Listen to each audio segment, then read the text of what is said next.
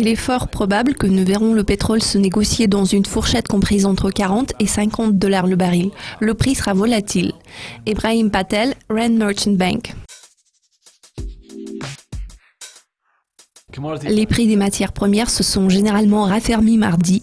Le prix du Brent brut a légèrement rebondi pour s'établir aux alentours de 41,38 dollars le baril. Selon certains analystes, le pétrole est sur le point d'entrer dans une phase de pause. Êtes-vous d'accord avec cette idée?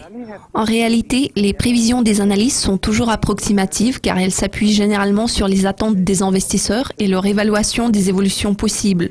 Lorsqu'ils établissent leurs prévisions, ils essayent de comprendre ce qui se profile à l'horizon.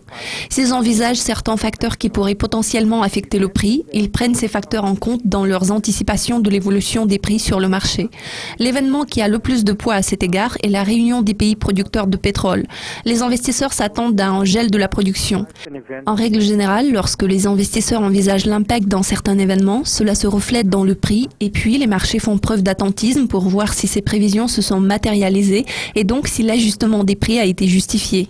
Quels sont les facteurs clés qui pourraient façonner les perspectives du prix du pétrole à court terme?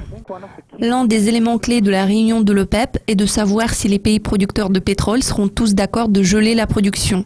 En l'occurrence, ils n'ont pas l'intention de réduire le volume. Il est douteux que cela puisse arriver.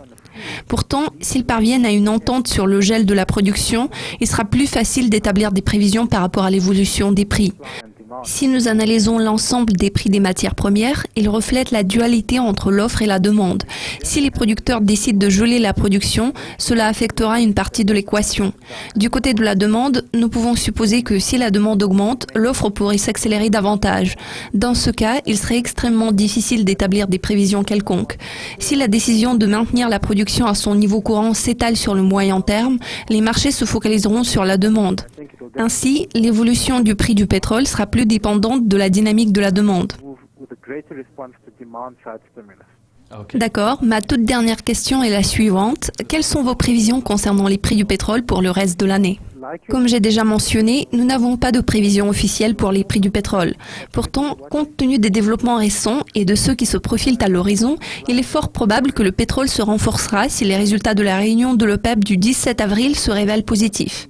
En l'absence de nouvelles informations et de perturbations géopolitiques quelconques, si les pays producteurs se mettent d'accord sur le gel de la production pétrolière, sans apporter d'autres changements radicaux, il se peut que le pétrole reste dans une fourchette comprise entre 40 et 50 dollars.